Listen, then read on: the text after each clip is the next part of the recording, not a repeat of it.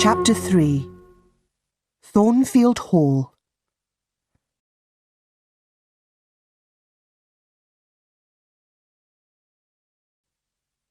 In 1833, I was 18 years old.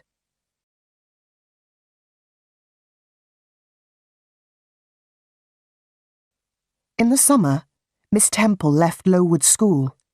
She got married.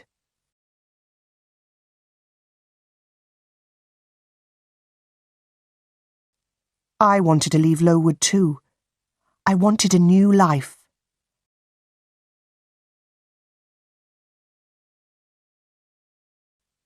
I will be a governess, I thought.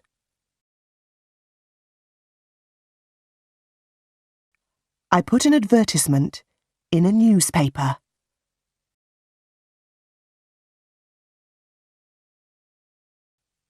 October 1833. Lowood.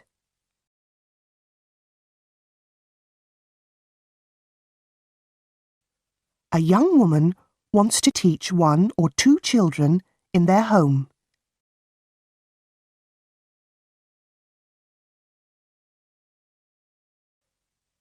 I had a reply to my advertisement.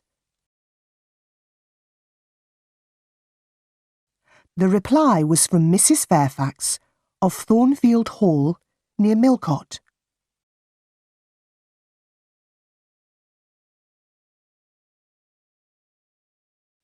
Millcote was about 70 miles from Lowood School.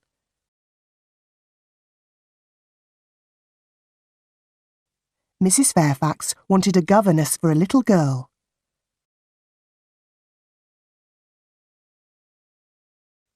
I wrote to Mrs. Fairfax immediately.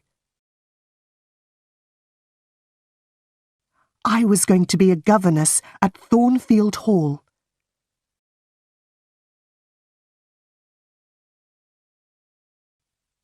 I travelled to Millcote in a coach. At Millcote, a servant met me. He took me to Thornfield Hall. At Thornfield Hall, another servant opened the door. She was smiling. She took me into a small, warm room.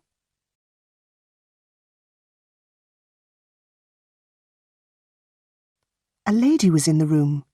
She was sitting by the fire.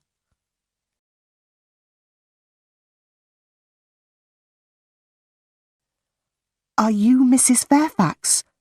I asked her.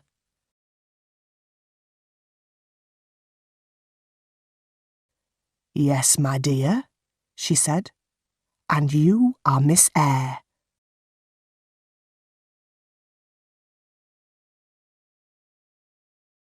"Are you cold? Sit by the fire, Miss Eyre. A servant will bring you some food."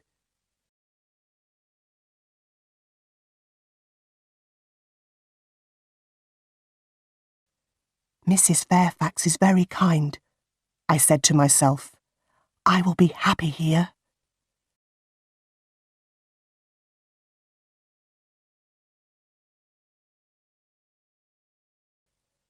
"Will I see Miss Fairfax tonight?" I asked.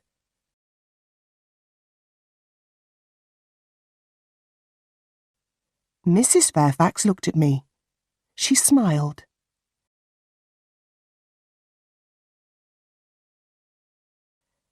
"Miss Fairfax? No, no," she said.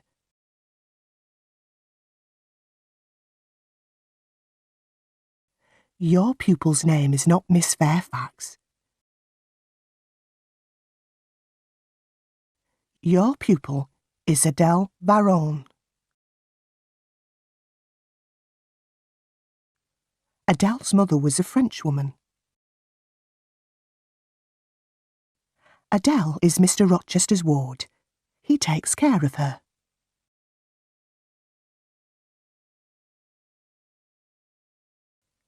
"Mr. Rochester? Who is Mr. Rochester?" I asked.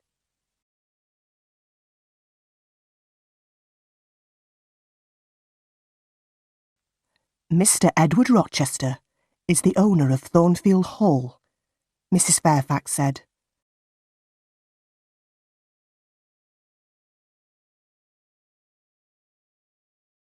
I am his housekeeper. I take care of Thornfield Hall.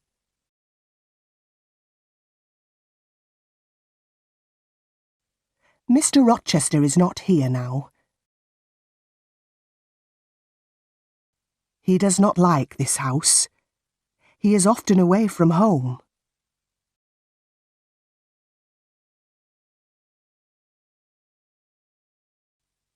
I was very tired. Mrs. Fairfax took me up the wide stairs. She took me to my room.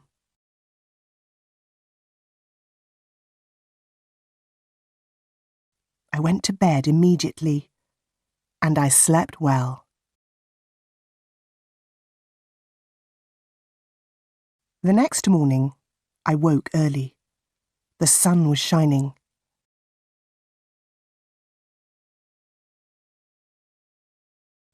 I put on a plain black dress. I opened my bedroom door.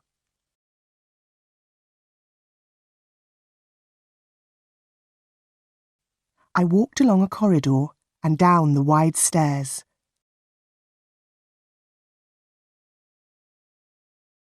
I walked out into the sunny garden. I turned and I looked up at my new home.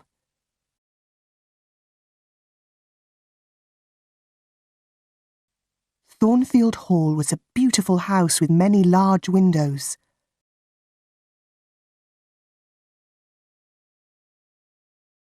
The garden was beautiful too.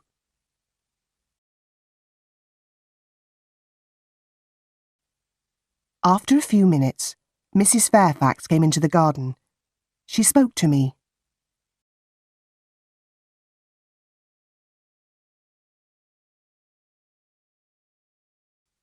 "Good morning, Miss Eyre," she said. "You have woken early."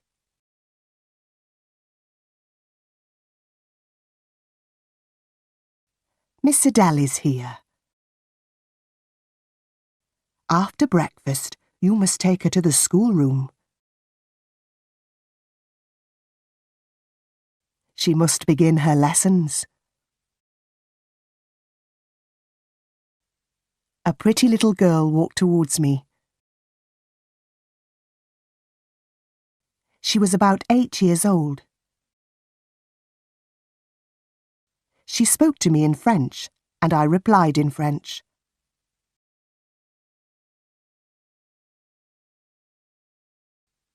After breakfast, I took Adele to the schoolroom.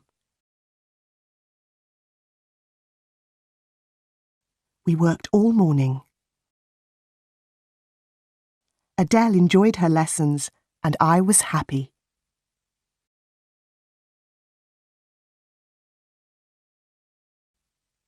In the afternoon, Mrs. Fairfax took me into all the rooms of Thornfield Hall.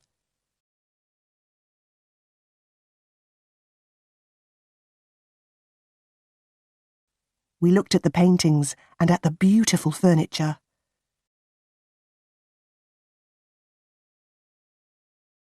We walked along the corridors. "Come up onto the roof, Miss Eyre," Mrs. Fairfax said.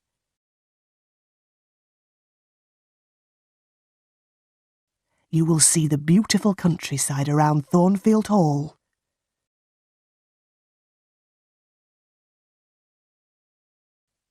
We walked up many stairs.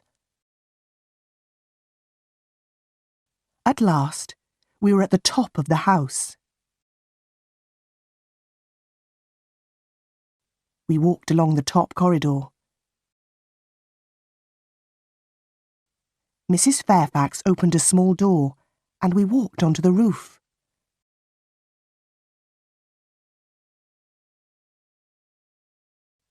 "Look, Miss Eyre," Mrs. Fairfax said.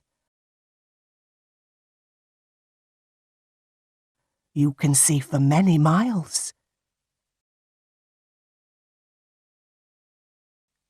We stood on the roof for a few minutes. Then we went back into the house. We walked carefully towards the stairs. The top corridor was narrow and dark. Suddenly, I heard a strange laugh.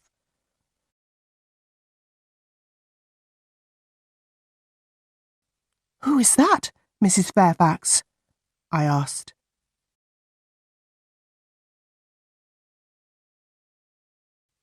Mrs. Fairfax did not reply.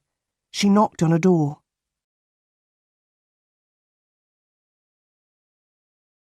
"Grace," she said.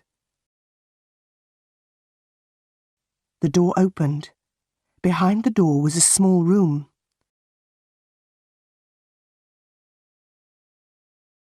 A servant was standing at the door. "Be quiet, Grace, please," Mrs. Fairfax said.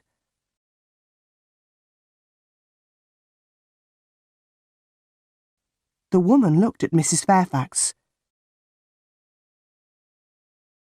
Then she closed the door. "That was Grace Poole," Mrs. Fairfax said.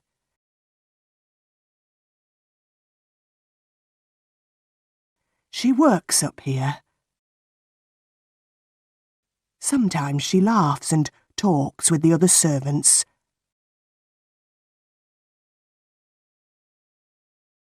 Don't worry about Grace. Please come downstairs now, Miss Eyre."